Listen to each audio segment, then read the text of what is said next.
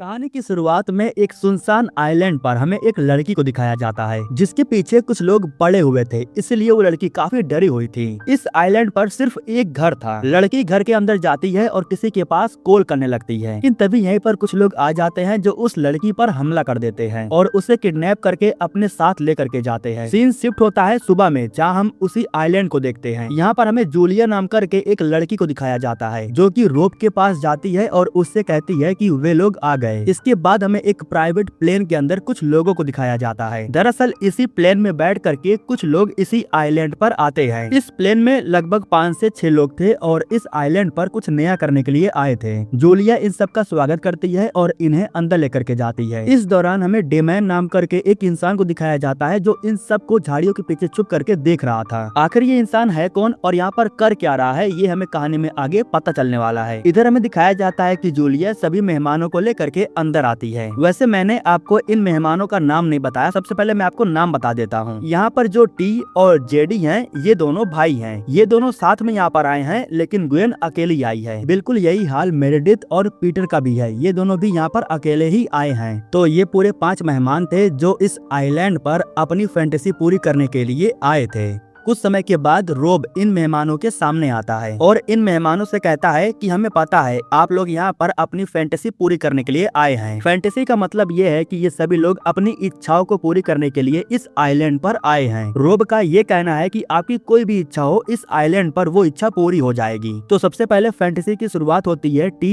और जेडी से। इन दोनों को अय्यासी करना था, मौज मस्ती पार्टी करनी थी। तो यहाँ पर आने के बाद रोब इनकी फैंटेसी को पूरा भी करता है। ये दोनों यहाँ पर काफी इंजॉय करते हैं। अब इसके बाद ग्वेन की बारी थी। उसने अपनी जो इच्छा लिख करके रोब को बताया था, उसे पूरा कर पाना थोड़ा मुश्किल था, ऐसा ग्वेन को लग रहा था। लेकिन रोब कहता है कि आपकी ये इच्छा जरूर पूरी होगी। दरअसल आज से कुछ साल पहले ग्वेन डिप्रेशन में थी। उस दौरान एलन नाम करके एक लड़का था जिसने ग्वेन को प्रपोज किया था, लेकिन ग्वेन ने उसे इनकार कर दिया था और इसी बात का उसे बहुत अफसोस है। यह सुन करके रोब उससे पूछता है कि अगर वो दिन दोबारा आ गया तो क्या तुम उसके प्रपोजल को एक्सेप्ट करोगी? जिस पर ग्वेन कहती है कि बिल्कुल हाँ, मैं उसी इच्छा को पूरी करने के लिए ही यहाँ पर आई हूँ। जिस पर रोब कहता है तो फिर ठीक है, आपकी जो इच्छा है वो दरवाजे के उस पार आपका इंतजार कर रही है। यह सुन करके ग्वेन को काफी हैरानी तो होती है, लेकिन जब वो दरवाजे को जा करके खोलती है तब वो उसी शानदार होटल में पहुँच जाती है जहाँ एलन ने उस दिन उसे प्रपोज किया था। यह सब कुछ देख करके ग्वेन को काफी हैरानी हो रही थी, क्योंकि ये सब कुछ आज से 5 साल पहले की तरह ही लग रहा था। बिल्कुल इसी जगह पर एलन ने ग्वेन को प्रपोज किया था। हालांकि ग्वेन अपना कंफ्यूजन दूर करने के लिए एलन से पूछती है कि आखिर तुम यहाँ पर किसके कहने पर आए हो? यहाँ पर आने के लिए इन लोगों ने तुमसे ढेर सारा पैसा लिया होगा। यह सब कुछ सुन करके एलन कहता है कि तुम ये कैसी बातें कर रही हो, तुम ठीक तो हो? इतना कहने के बाद वो रिंग को निकालता है और बिल्कुल उस दिन की तरह प्रपोज करता है और इस बार ग्वेन उसके प्रपोजल को एक्सेप्ट कर लेती है। उसे तो यकीन ही नहीं हो रहा था कि ये सब कुछ सच में हो रहा है, लेकिन जैसे भी हो उसे बहुत अच्छा लगता है। सीन शिफ्ट होता है और हमें मेरेडिथ और पीटर को दिखाया जाता है। मेरेडिथ उससे पूछती है कि तुमने मुझे बताया नहीं, तुम्हारी इच्छा क्या है? जिस पर पीटर उसे बताता है कि मैं एक सोल्जर बनना चाहता था, लेकिन माँ ने मना कर दिया, इसलिए मैं पुलिस बन गया, क्योंकि मेरे पिता की तरह माँ मुझे नहीं खोना चाहती थी। मेरे पिता एक सोल्जर थे और वो जंग में शहीद हो गए। मैं उनके नाम का टैग पहनता हूँ, इससे मुझे बहुत अच्छा लगता है। इसके बाद पीटर मेरेडिथ से पूछता है कि आखिर तुम्हारी क्या इच्छा है? तब वो बताती है कि जब मैं स्कूल में पढ़ने के लिए जाती थी तो स्कूल में एक बदमाश लड़की थी जिसका नाम था मेलेनी। स्कूल के टाइम में मैं बहुत शरीफ थी और इसी बात का वो फायदा उठाया करती थी। सभी बच्चों के सामने वो मेरा बहुत मजाक बनाया करती थी। उसने मुझे इतना बुरी तरह से टॉर्चर किया है कि मैं उससे बदला लेना चाहती हूँ। हद तो तब पार हो गई जब उसने मेरे ऊपर टॉयलेट फेंका। मैं उससे बदला लेकर के इस बात का एहसास दिलाना चाहती हूँ कि उस वक्त मुझे कैसा फील हो रहा था। खैर दोस्तों, उसी वक्त यहाँ पर रोब आ जाता है जो कि मेरेडिथ से कहता है कि आपकी जो इच्छा है वो तैयार है। मेरेडिथ को अपनी इच्छा पूरी करने के लिए सबसे पहले उसे एक लिफ्ट में जाना पड़ता है। लिफ्ट की मदद से वो नीचे के कमरे में जाती है जो कि एक बेसमेंट टाइप का था। यहाँ पर जैसे ही वो एक बटन को दबाती है तभी उसे सामने एक लड़की दिखाई देती है। मेरेडिथ इस लड़की को देख करके काफी हैरान हो जाती है, क्योंकि ये वही मेलेनी है जो स्कूल में उसका बहुत मजाक बनाती थी। मेरेडिथ को लगा कि ये कोई होलोग्राम होगा। वो मेलेनी को इलेक्ट्रिक शॉक देती है और उस पर टॉयलेट गिराती है। वैसे दोस्तों, अगर आपने नोटिस किया होगा तो ये वही लड़की है जिसे हमने मूवी की शुरुआत में इस आइलैंड पर भागते हुए देखा था। उसे सच में किडनैप करके यहाँ रखा गया है। इसके बाद मेरेडिथ जैसे ही एक बटन दबाती है तो एक वीडियो प्ले हो जाता है। इस वीडियो में हम देखते हैं कि मेलेनी किसी अनजान इंसान के साथ इंटीमेट हो रही थी। बदला लेने के लिए मेरेडिथ इस वीडियो को उसके सोशल मीडिया पर अपलोड कर देती है और जब इस वीडियो को मेलेनी का पति देखता है तो वो उसके पास कॉल करता है। इतना सब कुछ देखने के बाद मेरेडिथ को यकीन हो जाता है कि ये सब कुछ तो सच में हो रहा है, ये कोई होलोग्राम नहीं है बल्कि मेलेनी को सच में किडनैप किया गया है। मेरेडिथ जैसे ही कॉल करती है तभी मेलेनी के पास एक डॉक्टर आता है और वो डॉक्टर अपने साथ ढेर सारे टूल्स को भी लेकर के आया था। दरअसल वो मेलेनी को चोट पहुंचाने के लिए यहाँ पर आया था। मौका देख करके मेरेडिथ उस डॉक्टर को इलेक्ट्रिक शॉक दे करके उस पर टॉयलेट गिरा देती है, जिसकी वजह से डॉक्टर बेहोश होकर के नीचे गिर जाता है। इसके बाद मेरेडिथ कांच को तोड़ करके अंदर आती है और मेलेनी को आजाद करती है। यहाँ जब मेलेनी उसे देखती है तो उससे पूछती है कि वो यहाँ पर क्या कर रही है। तब मेरेडिथ झूठ बोलते हुए कहती है कि मुझे भी किडनैप किया गया था। ये दोनों यहाँ से बाहर निकलते हैं और जंगल की तरफ चले जाते हैं। अब इसके बाद सीन शिफ्ट होता है और अब बारी थी पीटर की। पीटर को बनना था एक सोल्जर और उसे अपने देश के लिए कुछ करना था। सोल्जर के कपड़े पहनाने के बाद रोब उसे ले जा करके एक जंगल में छोड़ देता है। तभी जंगल में अचानक से कुछ सैनिक आ जाते हैं जिनके हाथों में हथियार था।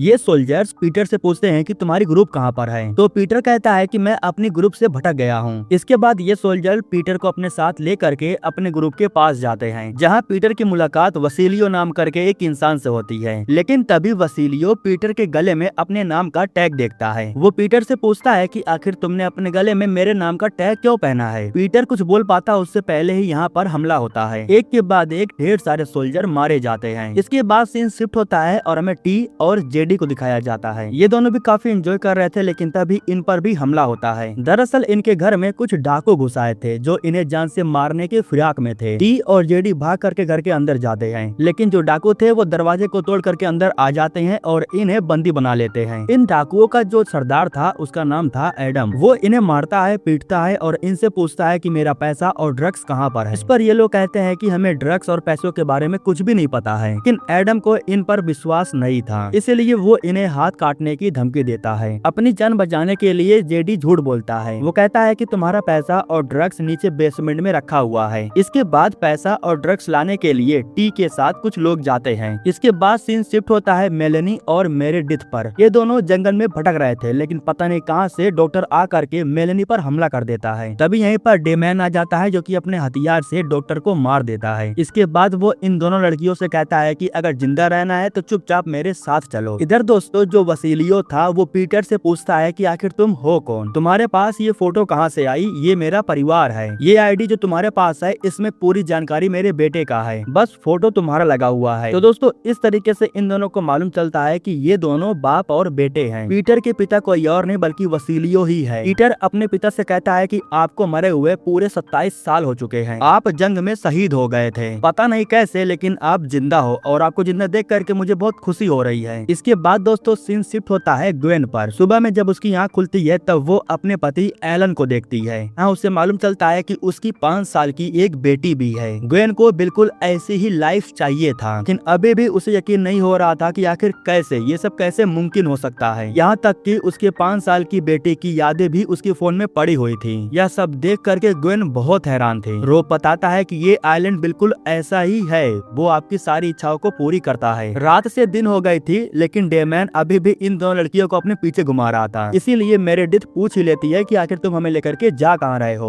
तो डेमैन कहता है कि मैं तुम दोनों को कुछ दिखाना चाहता हूँ। इतना कहने के बाद वो इन दोनों को लेकर के एक गुफा के अंदर जाता है। अंदर जाने के बाद इन्हें गुफा के अंदर एक बड़ा सा कांच दिखाई देता है जिसमें से काला पानी गड्ढे में गिर रहा था और इकट्ठा हो रहा था। ये लड़कियां डेमैन से पूछती हैं कि आखिर ये है क्या। तब डेमैन इन्हें बताता है कि इसी कांच की वजह से तुम्हारी इच्छाएं पूरी होती है। ये तुम्हारी इच्छाओं को पूरी तो कर देता है लेकिन तुम्हें अंदर ही अंदर खोखला बना देता है। इसके पानी को पीने के बाद तुम अपनी कोई भी इच्छा मांग सकती हो। ये तुम्हारी इच्छाओं को पूरी तो करेगा लेकिन वो बहुत खतरनाक भी हो सकता है। जब रोब को इसके बारे में मालूम चला तब वो अपनी बीवी को जिंदा करने के लिए इस आइलैंड पर आया। उसकी बीवी जूलिया है जो अंदर ही अंदर मर रही है। मैं एक सोल्जर हूँ और इसी के बारे में रिसर्च करने के लिए मैं यहाँ पर आया था, लेकिन अब मैं यहाँ पर फंस चुका हूँ। इतना बताने के बाद वो मेरेडिथ को एक नंबर देता है और कहता है कि इस पर कॉल करके बस इतना कहना कि डेमैन ने एक हेलीकॉप्टर मंगवाया है, किसी भी तरह अगर तुम लोगों ने कॉल कर लिया तो तुम सब बच सकते हो। पता नहीं कहाँ से, लेकिन तभी वो डॉक्टर फिर से यहाँ पर आ जाता है और इन पर हमला कर देता है। डेमैन इन लड़कियों की जान बचाने के लिए उसे जैसे ही मौका मिलता है तो वो डॉक्टर को लेकर के खाई में छलांग लगा देता है, जिससे उन दोनों की मौत हो जाती है। इधर जो ग्वेन ग्वेन थी वो दोबारा से रोब के पास आती है और उसे कहती है कि मुझे एक और इच्छा चाहिए। रोब कहता है कि ऐसा मत करो, इससे तुम्हें ही तकलीफ होगा। ग्वेन कहती है कि मुझे दूसरा इच्छा चाहिए वरना मैं इस जगह से चली जाऊंगी और अगर मैं यहाँ से गई तो नुकसान तुम्हें ही होगा। रोब कहता है कि ठीक है, तुम दरवाजा खोल करके अपनी दूसरी इच्छा के पास जा सकती हो। तो इस बार जब ग्वेन दरवाजा खोलती है तो वो पहुंच जाती है अपने घर पर और ये सीन उस दिन का था जब उसकी बिल्डिंग में आग लगी हुई थी। आग तो लगी थी ठीक है, लेकिन सबसे बड़ी दिक्कत की बात ये थी कि आग के अंदर निक नाम करके एक इंसान फंसा हुआ था। अपनी ही बिल्डिंग के अंदर जब ग्वेन टी और जेडी को देखती है तो वो काफी हैरान हो जाती है। ग्वेन भाग करके ऊपर जाती है और निक से कहती है कि फिक्र मत करो, मैं तुम्हें बाहर निकाल लूंगी। इतना कहने के बाद ग्वेन नीचे पुलिस ऑफिसर के पास आती है और पुलिस वाला कोई और नहीं बल्कि पीटर था। जब ग्वेन उससे कहती है कि एक लड़का अंदर फंसा हुआ है, मेरी मदद करो, तब वो पुलिस वाला साफ साफ इनकार कर देता है क्योंकि बिल्डिंग के अंदर सच में आग काफी ज्यादा लगी हुई थी। निक को बचाने के लिए ग्वेन अकेले ही बिल्डिंग के अंदर चली जाती है और वो वहीं पर बेहोश हो जाती है। वो भी मारी जाती, लेकिन शुक्र था कि जूलिया दरवाजा खोलती है और ग्वेन को बाहर खींच लेती है। एक प्रकार से जूलिया उसकी जान बचा लेती है। इधर जो पीटर और वसीलियो थे ये दोनों रोब के पास आ रहे थे क्योंकि इन्हें यहाँ से बाहर निकलना था, लेकिन तभी पीटर को ग्रेनेड दिखाई देता है। ये वही ग्रेनेड है जिससे उसके पिता की मौत हुई थी। ग्रेनेड जिसके हाथ में था वो कोई और नहीं बल्कि टी था। सोल्जर अंदर आते हैं, डाकुओं पर हमला करते हैं और इस तरीके से ये लोग जेडी को भी बचा लेते हैं। लेकिन जब जेडी बाहर आता है तब उसे कोई गन से शूट कर देता है क्योंकि यहाँ पर कुछ और डाकू आ जाते हैं जो लगातार इन पर फायरिंग करने लगते हैं। ताबड़तोड़ फायरिंग हो रही थी और इस दौरान वसीलियो को भी गोली लग जाती है। वो ग्रेनेड से तो बच जाता है लेकिन गोलियों से नहीं बच पाता। यहाँ हम देखते हैं कि डाकू मरने का नाम ही नहीं ले रहे थे, किसी वजह से वो बार बार जिंदा हो जा रहे थे। जब पीटर सभी लोगों को लेकर के यहाँ से भागने की फिराक में था तभी यहीं पर रोब अपने आदमियों के साथ आ जाता है और वो इन सभी लोगों से कहता है कि तुम लोग यहाँ से कहीं नहीं जाओगे, तुम्हें यहीं पर रहना होगा। उसी वक्त यहाँ पर ग्वेन आ जाती है जो कि बताती है कि अगर हम यहाँ से गए